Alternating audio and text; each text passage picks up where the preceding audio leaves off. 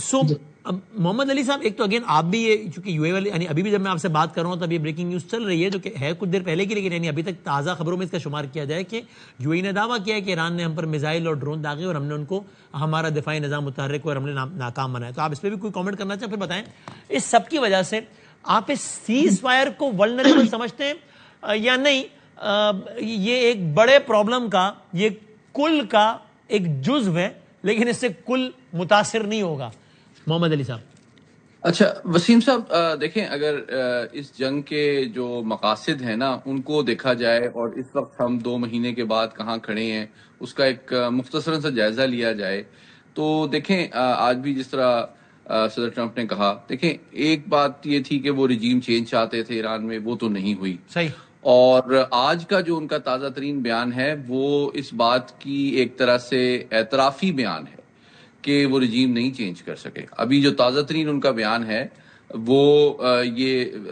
اس پہ انہوں نے الزام تو لگائے ہیں کہ جناب ہیومن رائٹ کی بہت سی وائلیشنز ہوئی ہیں اور پروٹیسٹ وغیرہ ہوئی ہیں، لیکن بہت ظلم ہو رہا ہے وہاں پہ لوگوں کا کے خلاف. لیکن اس طرح کے کسی سیاسی سرگرمی کی کامیابی کے امکانات مجھے لگتا ہے کہ صدر ٹرمپ اب نہیں دیکھ رہے. صحیح. تو رجیم چینج جو ہے اب یوں لگتا ہے کہ نہ صرف وہ کامیاب نہیں ہوئی ہے بلکہ شاید امریکہ نے اس کو ایز این آبجیکٹو بھی اب فار دا فورسیبل فیوچر ایک ان ریئلسٹک آبجیکٹو سمجھا ہے. دوسری طرف ہم آتے ہیں ایٹمی پروگرام. تو جناب آپ جانتے ہیں کہ وہ پچھلے سال بھی انہوں نے دعویٰ کیا تھا کہ ہم نے ان کا ایٹمی پروگرام ختم کر دیا، نیست و نابود کر دیا. اوبلیٹریٹ کا لفظ استعمال کیا. مٹی میں ملا دیا ہم نے، اس میں کچھ بچا ہی نہیں ہے. بھائی اگر کچھ بچا ہی نہیں ہے تو پھر آپ مذاکرات کس چیز پہ کرنا چاہتے ہیں کہ وہ کس چیز کی گارنٹی دینا چاہتے ہیں؟ اگر وہ آپ نے تباہ کر دیا ہے، اس میں کچھ بچا ہی نہیں ہے تو پھر وہ کس چیز سے مطلب آپ نیگوشیٹ کرنا چاہتے ہیں؟ تیسری بات جو ہے جو میں بالکل غیر جانبدارانہ یہ سمجھتا ہوں کہ حکمت عملی کے لحاظ سے ایران نے ایک بڑا ماسٹر سٹروک یہ کھیلا ہے کہ امریکہ نے چونکہ دباؤ ڈالنے کے لیے جب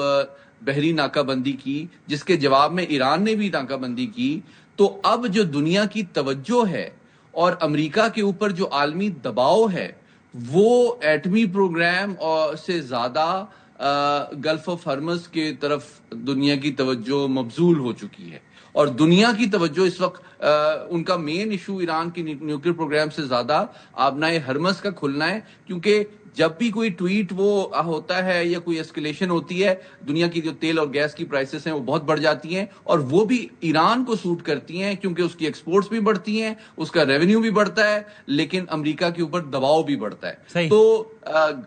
آبنائے ہرمز جو ہے وہ ایران کی سفارتی اور تصویراتی حکمت عملی کا سب سے امپورٹنٹ ٹرمپ کارڈ ہے. اچھا اب میں کوئکلی اس پہ کمنٹ کر دوں، یہ جو آپ کا دبئی کی بات ہے. بھئی دیکھیں بات یہ ہے کہ ابھی تک آبجیکٹیولی جو سنجیدہ اسکالرز ہیں ان کی اسیسمنٹ کے مطابق تقریباً 5000 کے قریب 2 مہینے کے دوران ایران نے میزائل اور ڈرونز جو ہیں وہ داغے ہیں اس جنگ میں. اور ان 5000 میزائلوں اور ڈرون میں سے 85% جو اہداف جو ہیں وہ عرب ممالک کے تھے اور صرف 15% جو ہتھیار استعمال ہوئے ہیں وہ اسرائیل کے خلاف استعمال ہوئے ہیں. اچھا اس کا مطلب یہ ہے کہ ایران کی حکمت عملی واضح طور پہ اسرائیل کی اسٹرینتھ سے زیادہ عرب ممالک کی ولنریبلٹی کو ٹارگٹ کرنا ہے، کیونکہ وہ یہ سمجھتے ہیں کہ عرب ممالک کو نقصان پہنچا کے وہ ان کے امریکہ کے اوپر دباؤ میں اضافہ کر سکتے ہیں، جبکہ یقینی طور پہ اسرائیل ایک بڑی فوجی طاقت ہے. تو یہ حکمت عملی جو ہے ایک سمجھ میں آتی ہے. اچھا اور پاکستان نے بھی آپ جانتے ہیں کہ وزیر اعظم اور وزیر خارجہ دونوں نے سخت الفاظ میں اس کی مذمت کی ہے. ان حملوں کی اس بات سے قطع نظر کہ کہاں سے کیے گئے ہیں وہ تو اب ویریفائی کرنا مشکل ہوتا ہے. لیکن میں ان تمام مسائل اور تلاطم خیز واقعات کے باوجود 3 امید کی کرنیں دیکھ رہا ہوں، جس کی وجہ سے میں سمجھتا ہوں اگلا ہفتہ بہت کرٹیکل اور مفید ثابت ہو سکتا ہے ڈی ایسکلیشن کی جانب. وہ کیا 3 نکات ہیں؟